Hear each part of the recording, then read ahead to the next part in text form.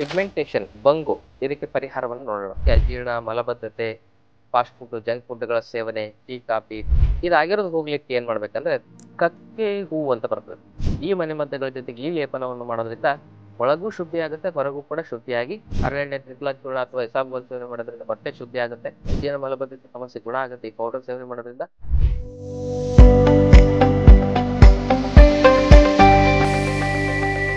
ಶ್ರೀ ಗುರು ಬಸವಲಿಂಗಾಯ ನಮಃ. ಓಂ ನಮಃ ಶಿವಾಯ. ಸರ್ವರಿಗೂ ಭಕ್ತಿಯ ಶರಣಾರ್ಥಿ. ನಾನು ನಿಮ್ಮ ಯೋಗ ಗುರು ವೈದ್ಯ ಶ್ರೀ ಚನ್ನಬಸವಣ್ಣ, ಶ್ರೀ ಗಂಗಾ ಯೋಗ ನಿಸರ್ಗ ಚಿಕಿತ್ಸೆ ಹಾಗೂ ಆಯುರ್ವೇದ ಸಂಶೋಧನಾ ಕೇಂದ್ರ, ಆರೋಗ್ಯ ಮಹಾಮನೆ, ಬೆಂಗಳೂರು, ಹುಬ್ಬಳ್ಳಿ, ಧಾರವಾಡದ ಹತ್ತಿರ, ಮುರುಕಟ್ಟಿ. ಆದ್ಮೇಲೆ ಇವತ್ತು ಪಿಗ್ಮೆಂಟೇಷನ್ ಬಂಗು ಇದಕ್ಕೆ ಪರಿಹಾರವನ್ನು ನೋಡೋಣ. ಈ ಸಮಸ್ಯೆ ಬರಲಿಕ್ಕೆ ಅಜೀರ್ಣ, ಮಲಬದ್ಧತೆ, ಫಾಸ್ಟ್ ಫುಡ್, ಜಂಕ್ ಫುಡ್ಗಳ ಸೇವನೆ, ಟೀ, ಕಾಫಿ, ಬೀಡಿ, ಸಿಗರೇಟ್, ಗುಟ್ಕಾ, ತಂಬಾಕು, ಹಾರ್ಮೋನ್ ವ್ಯತ್ಯಾಸ ಇವೆಲ್ಲ ಕಾರಣ ಆಗಿರ್ತವೆ. ಅವೆಲ್ಲವೂ ಸರಿಪಡಿಸ್ಕೊಳ್ಬೇಕು ಒಂದು ಹಂತದಲ್ಲಿ. ಈಗ ಆಗಿರೋದು ಇದನ್ನೆಲ್ಲ ಸರಿಪಡಿಸ್ಕೊಂಡ್ರೆ ಆಗಿರೋದು ಕ್ಯೂರ್ ಮಾಡ್ಕೊಂಡ್ಮೇಲೆ ಮತ್ತೆ ಬರಲ್ಲ. ಇಲ್ಲಾಂದ್ರೆ ನಾವು ಮೇಲ್ಮೇಲೆ ಸರಿ ಮಾಡ್ಕೊಂಡ್ರೆ ಮತ್ತೆ ಪದೇ ಪದೇ ಬರ್ತಾ ಇರ್ತದೆ. ಅದಕ್ಕಾಗಿ ಇದಾಗಿರೋದು ಹೋಗ್ಲಿಕ್ಕೆ ಏನ್ ಮಾಡ್ಬೇಕಂದ್ರೆ ಕಕ್ಕೆ ಹೂವು ಅಂತ ಬರ್ತದೆ. ಕಕ್ಕೆ ಮರ ಆರಗ್ವದ ಅಂತ ಕರೀತಾರೆ ಸಂಸ್ಕೃತದಲ್ಲಿ. ಅದರ ಹೂವನ್ನ ತೆಗೆದುಕೊಂಡು ಬಂದು ನೆರಳಲ್ಲಿ ಒಣಗಿಸಿ, ಅದನ್ನ ಒಣಗಿಸಿ ಏನ್ ಮಾಡ್ಬೇಕು, ನುಣ್ಣಗೆ ಪೌಡರ್ ಮಾಡ್ಕೋಬೇಕು. ಆ ಪೌಡರ್ನ ನಾವು ಈ ಕೊಬ್ಬರಿ ಎಣ್ಣೆ ಅಥವಾ ನಾಟಿ ಹಸುವಿನ ತುಪ್ಪದೊಂದಿಗೆ ಅಥವಾ ಒರಿಜಿನಲ್ ಕುಂಕುಮಾದಿ ತೈಲ ಸಿಕ್ಕರೆ, ಒರಿಜಿನಲ್ ಕುಂಕುಮಾದಿ ತೈಲ ನೀವು ಬೇಕಾದ್ರೆ ನಮ್ಮ ಆಶ್ರಮದಿಂದ ತರಿಸ್ಕೋಬಹುದು. ಕುಂಕುಮಾದಿ ತೈಲ ಒರಿಜಿನಲ್ ನಮ್ಮಲ್ಲಿ ಸಿಗ್ತದೆ. ಎಲ್ಲ ಡುಪ್ಲಿಕೇಟ್ ಮಾಡ್ತಾರೆ. ತುಂಬಾ ಅದನ್ನ ಮಾಡ್ಬೇಕಂದ್ರೆ ಖರ್ಚಾಗುತ್ತೆ. ಅದಕ್ಕೋಸ್ಕರ ಡುಪ್ಲಿಕೇಟ್ ಮಾಡ್ತಾರೆ.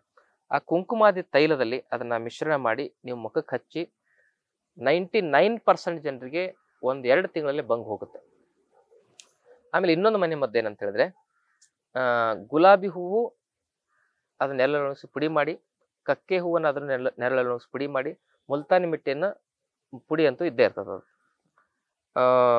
ಈ ಗುಲಾಬಿ ಹೂವಿನ ಪುಡಿ, ಕಕ್ಕೆ ಹೂವಿನ ಪುಡಿ, ಮುಲ್ತಾನಿ ಮಿಟ್ಟಿ 3 ಸಮ ಪ್ರಮಾಣದಲ್ಲಿ ಸೇರಿಸಿ ಅದನ್ನ ರೋಸ್ ವಾಟರಲ್ಲಿ ಮಿಕ್ಸ್ ಮಾಡಿ ಹಚ್ಚಬಹುದು, ಅಥವಾ ಕುಂಕುಮಾದಿ ತೈಲದಲ್ಲಿ ಮಿಕ್ಸ್ ಮಾಡಿ ಹಚ್ಚಬಹುದು. ಈ ರೀತಿ ಹಚ್ಚೋದ್ರಿಂದ ಪಿಗ್ಮೆಂಟೇಷನ್ ಮಾಯ ಆಗ್ತದೆ.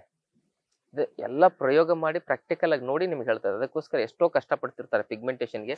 ಏನೇನೋ ಟ್ರೀಟ್ಮೆಂಟ್ ತಗೊಂಡು ಕೆಲವು ಜನ ಅಂತೂ ಏನೋ ಕೆಮಿಕಲ್ ಟ್ರೀಟ್ಮೆಂಟ್ ತಗೊಂಡು ಕೆಲವು ಜನರಿಗೆ ಸ್ಕಿನ್ ಕ್ಯಾನ್ಸರೇ ಬಂದುಬಿಡ್ತದೆ. ಅದು ಕಣ್ಣಿನ ಸಮಸ್ಯೆಗಳು, ತುಂಬಾ ತೊಂದರೆಗಳು ಆಗ್ತವೆ. ಅದಕ್ಕೆ ಪಿಗ್ಮೆಂಟೇಷನ್ಗೆ ಇವು ನ್ಯಾಚುರಲ್ ಆಗಿರತಕ್ಕಂಥ ರೆಮಿಡೀಸ್ಗಳು.